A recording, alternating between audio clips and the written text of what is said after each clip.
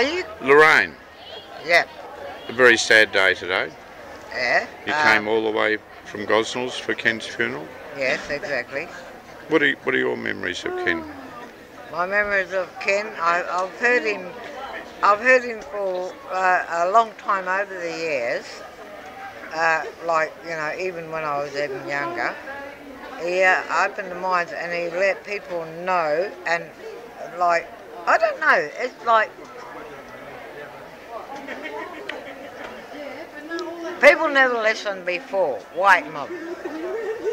But when he opened his mouth, people tend to listen, and like, you know, he got his message across that black and white doesn't matter, but yeah, he got his message across. So he was a trendsetter. It wasn't, yeah, not so much as a trendsetter, but it was a spokesperson for a lot of people. He opened a lot of minds and hearts. Yeah. Okay, across the time. Could you put me And out you've got a friend here you'd like to say something. Yeah, my sister-in-law, Mary-Ellen. Hello. And what would you like to say about Ken? Well, Ken, my first experience with Ken was him hanging off the railings in Parliament House. Hey. And I loved it. And I fell in love Did he with get him. arrested? I believe he did that at that time. But I will never forget him. He just inspired me from that time forward, and I've never ever forgotten him as a man and as a leader of our Aboriginal nation. And I'm a Wongai woman. I'm here representing Wongai women. Oh, lovely. So yeah, I'm very proud to have known Ken Colbung. It's amazing.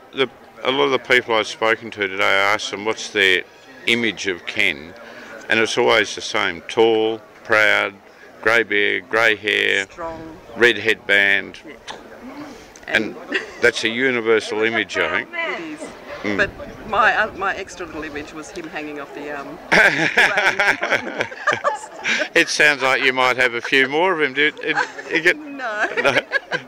I just enjoyed his strength. I think he was a wonderful man.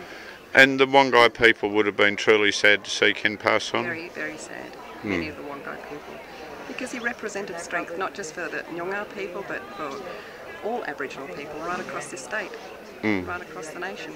He was a very powerful man. And it's fitting we got a balga tree standing right behind us. Very, very fitting. Mary-Ellen, it's great that you're here representing your people and came to Ken's funeral. What do you think was his greatest achievement? Besides hanging off the stairs at Parliament House. Well, I think his greatest achievement for me personally was inspiring me to carry on and be as strong as what he was. Yep. And put up, you know, and let Australians know that we do exist in this country. We're not an insignificant afterthought. Yep. So, and that's what Ken always wanted. And what work are you doing these days? I'm writing a book at the moment. Oh, and what's it about? It's a life journey. Yeah. Because it's a story that needs to be told. Yeah. So, yeah. There are so many stories in Aboriginal Australia that need to be told, aren't there? Definitely. And I want to tell this story. Yeah. The sad bits and the happy bits. Oh, yeah. And a lot of happy times. yeah. And well, sometimes out of injustice and adversity, that's where you get the real happy times, isn't it? We do. Definitely. Thanks for your comments today. Thank Lovely. You. Thank you. Lovely talking to you.